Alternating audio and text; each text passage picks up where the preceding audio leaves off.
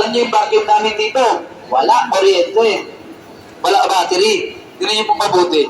Pwede mo siyang gamitin sa clothes, sa bedsheet, sa sofa, sa mating. Try to look, ma'am. Ma'am, bata, matanda, pwede mo itong paggamit kasi ma'am, wala naman siyang kuryente. Kung gagamitin mo siya, ito yung nagsisilbing walis. Pag pinag-cover mo siya, ay yung nagsisilbing trash can. Kung gagamitin mo siya, left and right na, oh. Tingnan niyo po, ma'am. Di ba may vacuum ka na? Sa cloth, sa bedsheet, sa sofa, sa mating, kaya niyang kunin. Alam niyo kung magkano to? Dati siyang 500, 150 pesos lang. Kahit sa papel. Kung 1,000 yan, mas mabilis. Di ba sir, kahit sa papel? Tingnan mo sir, halimbawa, sa carpet niyo, marumi. Sa mating, left and right lang sir. Oh, hindi mo na kailangan sir bumili ng mamahaling vacuum kasi ang vacuum, pag nawala ng kuryente, useless lang rin yun. Dati po siyang 500, 150 pesos lang siya. Baka sakaling magustuhan nyo at maibigan nyo, thank you for listening and watching. Maraming salamat po sa nakinig at sa nanood. Dito sir, atakin ko lang siya. Tuyo na kagad sa lamesa, pang lababo, pang kusina, pang body ng motor, pang body ng kotse, malinis na siya. Pwede nyo rin po siyang gamitin sa ganito. Halimbawa, may rep kayo sa bahay. Chiller to, halimbawa. Hindi mo nabibitbitin yung chiller mo papuntang lababo. Pag meron ka nito, ilalagay mo lang to sa loob ng chiller, makakapag-absorb na po siya ng tubig. Pansinin nyo po. Sinisipsip niya po yung tubig mula sa ilalim. Hindi po siya katulad ng ordinary foam na pag inangat mo nagtutulo. Ito kasi, pag inangat ko siya, hindi siya tumutulo. Pwede nyo rin po siyang gamitin sa kama. Halimbawa, nabasa po yung sopa o kung yung kama nyo, ganito nangyari. Pag nabasa po daw kasi yung kama, ang ginagawa nyo binibilad sa labas. Ang problema, this coming rainy season, paano matutuyo yan? Ngayon, pag nabasa yung kama yung sopa nyo, ilagay nyo lang to.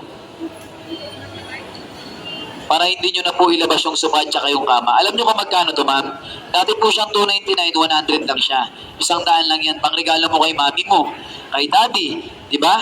Para pag naglilinis sa bahay, hindi siya nahihirapan.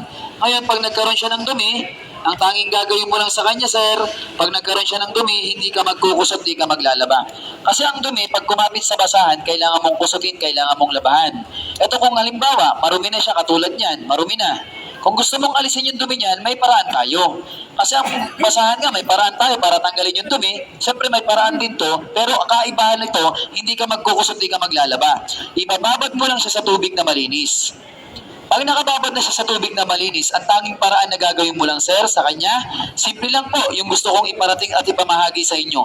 Pipigaan nyo lang siya once, twice, or several times. Alam nyo kung magkano? Dati po siyang 299, 100 pesos lang po ito. Regarding po pala sa tibay, kahit nahatakin mo ito, pilipitin mo, hindi po siya madideform na katulad ng bahan ng foam na pag hinatak mo, madaling masira.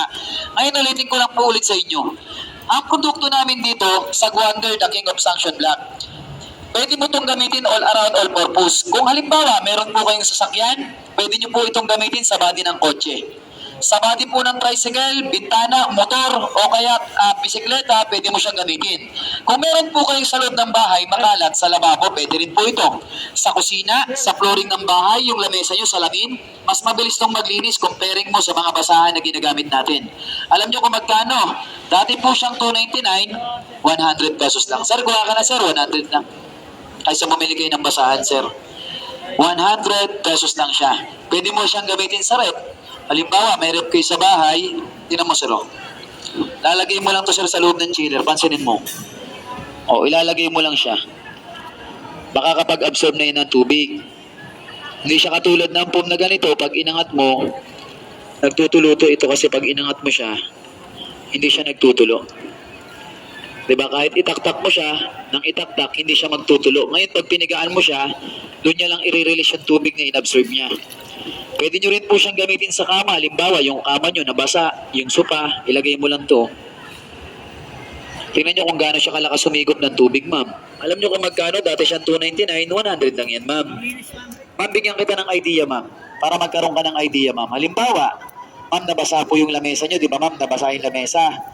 Ma'am, dito, ma'am, pinunas mo to sa lamesa, ipupunas mo to sa lababo, sa kusina, kahit sa body po ng kotse, body po ng motor mo, malinis na kagad siya. Hindi mo na kailangan ulitin, hindi mo na kailangan balikan yung pinupunasan nyo, ma'am. Tsaka ma'am, ang dabis pa sa kanya, pwede nyo rin po siyang gamitin sa rep. Halimbawa, may rep kayo sa bahay, ma'am. Ilalagay mo lang ito, ma'am, sa loob ng chiller. Tingnan nyo, ina-absorb niya yung tubig. Hindi siya katulad ng ganitong foam na pag inangat mo, may tendencying tumulo. Ito kasi pag inangat mo siya, pansinin nyo, ma'am. Ang baka magustuhan nyo, dati siyang 299, 100 lang. Tuwa ka, sir, isa? Rubber yan, sir, goma, synthetic. Awan ka mo to, sir. Oh. Goma yan. Hindi yan, sir, nalalagas, di yan nasisira. Di yan katulad ng relasyon ng iba, sir, nasisira. Ano, sir, ilan kukunin mo? Lahat yan, joke. Lahat yan, sir. Kukunin mo lahat yan. Huwag mo kunin lahat, sir. Tirahan mo naman kami ng isa. Sige mo ko isa. Isa lang. Partner, isa daw kay sir. Salamat, sir. Malay mo, pag alis namin dito, sir, ikaw naman dito. O, di ba?